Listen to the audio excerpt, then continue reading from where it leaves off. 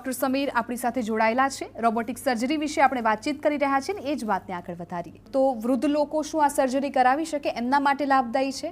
એક વસ્તુ આપણે સમજી લઈએ કે આ તકલીફ સામાન્ય રીતે મોટી ઉંમરની વ્યક્તિઓમાં જ થતી હોય છે, જેમાંથી આ સર્જરી શરૂ થઈ હતી। આજે ડેફિનેટલી પહેલાં કરતાં જે એજ ગ્રુપ છે એ થોડુંક નાની ઉંમરમાં તકલીફ વધુ પ્રમાણમાં જોવા મળે છે, પણ આ મોટી ઉંમરે થતી સર્જરી હોવાથી તો એ મોટી ઉંમરની વ્યક્તિને જ જરૂર પડશે।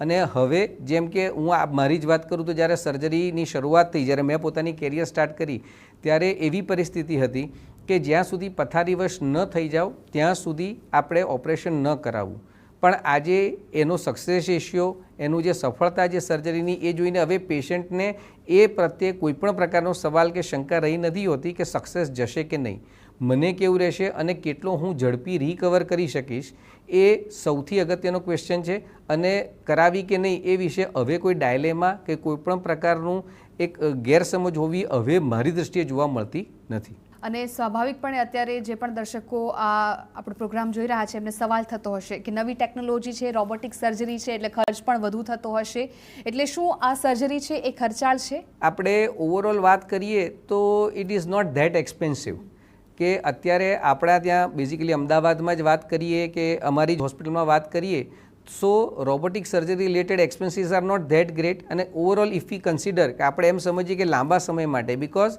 As the recovery is faster, so જે મોટી ઉંમરની વ્યક્તિની સર્જરી કરાવે છે તેને ઘરમાં પોતાનું કંઈ ને કંઈ કામ રહેતું હોય છે, સો તેના માટે ઓપરેશન પછી પહેલાં દરેક વ્યક્તિને કંઈક ને કંઈક એક સપોર્ટ સિસ્ટમ રાખવી પડતી હતી, જે આજે ઝડપી રિકવરીને કારણે એ એક્સપેન્સ એમનો ધીમે ધીમે ઘટી રહ્યો છે। તો automatically if we consider in all the ways on a longer run the cost may not be a consideration કે ભાઈ એના કારણે આપણે ન કરાવીએ કે આ ટેકનોલોજી ન યુઝ કરીએ એવી બહુ વસ્તુ મારી દ્રષ્ટિએ એપ્લિકેબલ રહેતી નથી।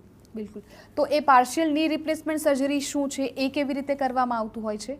આ એક ખૂબ સારો સવાલ છે, કારણ કે પાર્શિયલ ની રિપ્લેસમેન્ટ સર્જરી એ મને પોતાને મારા માટે એક પોતાનો પ્રેમ સમાન છે, કારણ કે આ સર્જરી એ ઘણા અમુક લોકો જ કરતા હોય છે અને સૌથી અગત્યની વસ્તુ કે આ સર્જરી દરેક વ્યક્તિને કરી શકાતી નથી। જેમ કે ટોટલની રિપ્લેસમેન્ટ કરીએ તો હાડકાનો જેટલો જોઈન્ટ તરફનો સરફેસ છે એને બદલી અને મેટલથી ફિક્સ કરવામાં આવતો હોય છે, જ્યારે પાર્શિયલની રિપ્લેસમેન્ટમાં કે જ્યારે ઘૂંટણના 3 ભાગમાંથી માત્ર એક જ ભાગ ખરાબ હોય, જે સામાન્ય રીતે ઘૂંટણનો અંદરનો ભાગ વધારે પ્રમાણમાં જોવા મળતો હોય છે, તે એની જગ્યાએ આર્ટિફિશિયલ સાંધો મૂકી અને જે એમ કહેવાય કે રફલી 25 થી 33% જેટલું જોઈન્ટ જ બદલી અને આપણે એ પેશન્ટને બધી જ વસ્તુઓ નોર્મલી સારામાં સારી રીતે પ્રોવાઈડ કરી શકતા હોઈએ છીએ। અને તેના કારણે એ સ્મોલ સર્જરી હોવાથી એની રિકવરી પણ ઘણી ફાસ્ટ રહે છે અને overall patient can work as good as normal. અને પાર્શિયલ ની રિપ્લેસમેન્ટ સર્જરીમાં પણ શું રોબોટિક ટેકનોલોજીનો ઉપયોગ કરી શકાય છે? ડેફિનેટલી આપને જો વાત કરું તો પાર્શિયલ ની રિપ્લેસમેન્ટ સર્જરીમાંથી જ રોબોટિક સર્જરીની શરૂઆત થઈ હતી, કારણ કે પાર્શિયલ ની રિપ્લેસમેન્ટ એ ટેકનિકલી ડિમાન્ડિંગ સર્જરી હોવાથી એમાં અને નાના ચેકામાંથી કરવામાં આવે છે, જેથી કરીને જગ્યા નાની છે અને વસ્તુ આપણે કરવાની છે, તો તેમાં પરફેક્શન લાવવા માટે જ રોબોટની શરૂઆત થઈ હતી, જેના કારણે એ પાર્શિયલનીમાંથી પછી ટોટલની અને હવે હિપ રિપ્લેસમેન્ટ દરેકમાં એનો યુઝ થઈ રહ્યો છે। એટલે ડેફિનેટલી પાર્શિયલની રિપ્લેસમેન્ટમાં સાંધો જ્યારે એકદમ ચોકસાઈપૂર્વક મૂકવાનો જરૂરી છે, એની એક્ઝેક્ટ જગ્યાએ મૂકવો જરૂરી છે, તો તેના માટે પાર્શિયલની રિપ્લેસમેન્ટમાં રોબોટનો યુઝ કરવો એ ખૂબ સારું અને ખૂબ અગત્યની વસ્તુ પેશન્ટ તરીકે છે। ડૉક્ટર, પાર્શિયલ ની રિપ્લેસમેન્ટની વાત કરવામાં આવે તો એવા કયા કયા લક્ષણો દેખાય ત્યારે દર્દીએ એ કરાવવી જરૂરિયાત બની જતી હોય છે? જ્યારે ઘૂંટણમાં ઘસારાની તકલીફ હોય છે એ માત્ર એક ભાગ અને જે કોમનલી ઇનર કમ્પાર્ટમેન્ટમાં જોવા મળતી હોય છે અને બીજા સાંધામાં એના ભાગ સારા હોય, લિગામેન્ટ સરસ રીતે કામ કરતા હોય તો આ સર્જરી આપણે સારામાં સારા પરિણામ સાથે પેશન્ટને કરાવી શકીએ છીએ।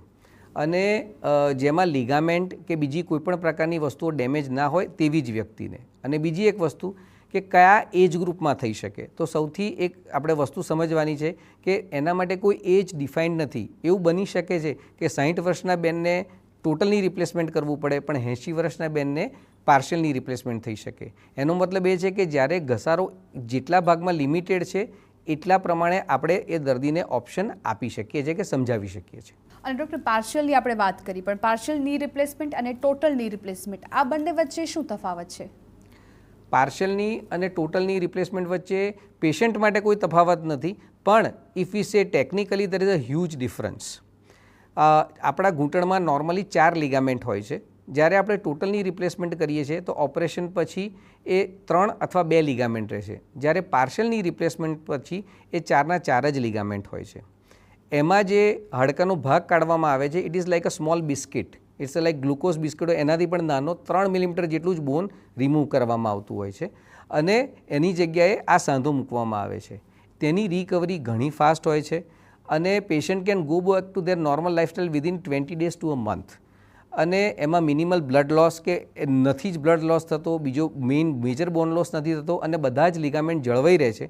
અને એ બધાથી ઉપર જે મેડિકલ લેંગ્વેજ છે કે ટર્મિનોલોજી છે, કિનેમેટિક્સ, કે જેની નોર્મલ કિનેમેટિક્સ છે એ મોરોલેસ જે ઓપરેશન પહેલાં નોર્મલ હતી એવી ને એવી જ રહે છે.